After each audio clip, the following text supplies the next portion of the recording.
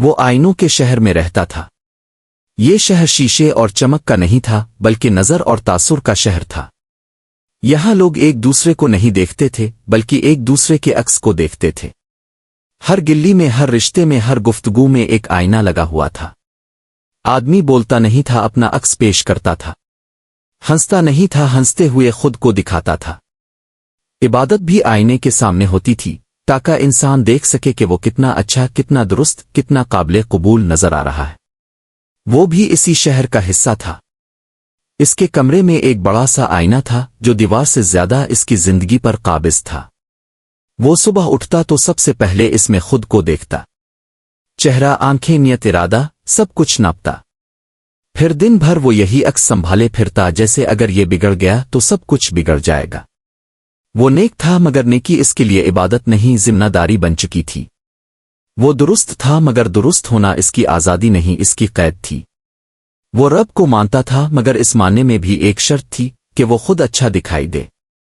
اس کی دعائیں بھی ایک قسم کی پیشکش تھیں، میں یہ ہوں، میں یہ کر رہا ہوں، مجھے دیکھو۔ وقت کے ساتھ وہ تھکنے لگا۔ یہ تھکن جسم کی نہیں تھی، نہ ہی حالات کی۔ یہ تھکن مسلسل خود کو دیکھتے رہنے کی تھی۔ آئینہ کبھی مطمئن نہیں ہوتا۔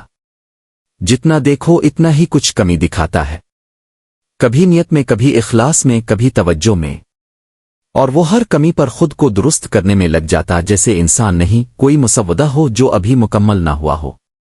ایک رات وہ دیر تک جاگتا رہا۔ کمرے میں چراغ جل رہا تھا اور آئینہ اس روشنی کو اور تیز کر رہا تھا۔ اس نے عبادت کی دعا مانگی مگر دل کہیں اور تھا۔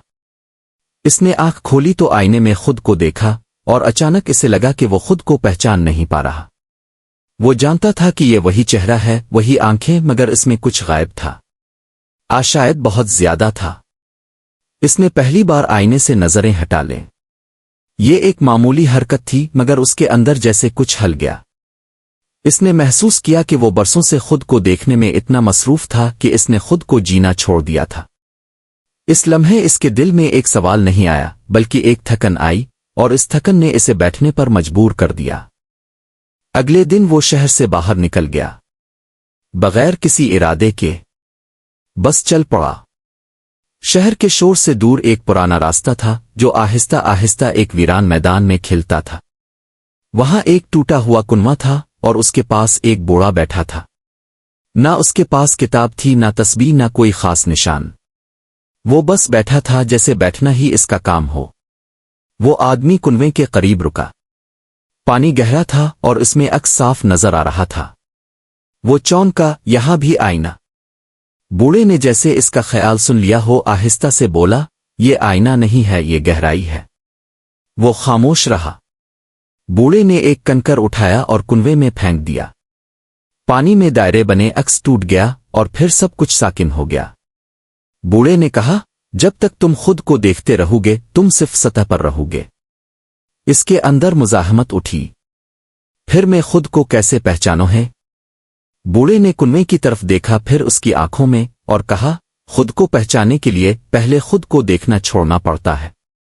یہ بات کسی واز کی طرح نہیں تھی بلکہ کسی پرانی یاد کی طرح تھی جو اچانک لوٹ آئی ہو۔ وہ دیر تک وہیں بیٹھا رہا۔ اس نے پہلی بار محسوس کیا کہ خاموشی خالی نہیں ہوتی۔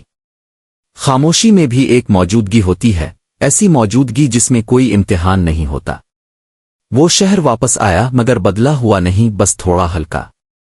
اس نے کمرے میں داخل ہوتے ہی آئینے کو دیکھا۔ کچھ دیر وہ اسے دیکھتا رہا، پھر اچانک اس نے آئینے پر کپڑا ڈال دیا۔ یہ کوئی بغاوت نہیں تھی، بس ایک وقفہ تھا۔ دن گزرتے گئے۔ اس نے نیکی چھوڑ نہیں دی، عبادت ترک نہیں کی، مگر اب وہ انہیں آئینے کے سامنے نہیں کرتا تھا۔ وہ اب دعا کے بعد خود کو نہیں ناپتا تھا۔ اگر دل حاضر نہ ہوتا تو وہ اس بات کو مان لیتا۔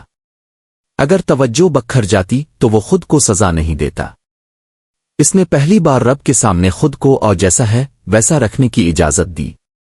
لوگوں نے محسوس کیا کہ اس میں کچھ بدلا ہے۔ وہ پہلے جیسا ہی تھا مگر اس کے ساتھ بیٹھ کر لوگ کم بولنے لگتے تھے۔ وہ کسی کو نصیحت نہیں کرتا تھا مگر اس کی موجودگی میں آئینے بیکار ہو جاتے تھے۔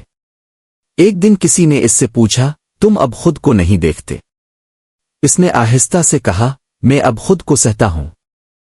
ایک رات اس نے وہی آئینہ اٹھایا اور باہر لے گیا شہر کے کنارے اسی کنویں کے پاس چاندنی تھی، پانی خاموش تھا۔ اس نے آئینے کو دیکھا اور پہلی بار اس میں نفرت، خوف ضرورت نہیں تھی، بس ایک الوداع تھی۔ اس نے آئینہ زمین پر رکھا اور ایک پتھر سے توڑ دیا۔ شیشہ بکھر گیا مگر اس کے اندر کوئی ٹوٹ پھوٹ نہیں ہوئی۔ اسی لمحے اس نے محسوس کیا کہ رب اس کے سامنے نہیں، اس کے اندر بھی نہیں، بلکہ اس کے ہٹ جانے میں ہے۔ جب انسان خود کو دکھانا چھوڑ دیتا ہے تب حقیقت ظاہر ہوتی ہے۔ وہ واپس نہیں آیا، شاید آیا مگر پہچانا نہ گیا، کیونکہ اب وہ کسی آئینے میں نظر نہیں آتا تھا۔ اور یہی تصوف ہے، خود کو بہتر دکھانے کی کوشش نہیں، خود کو دیکھنے سے دستبردار ہونا، تاکہ جو ہمیشہ سے ہے وہ بغیر عکس کے نظر آ جائے۔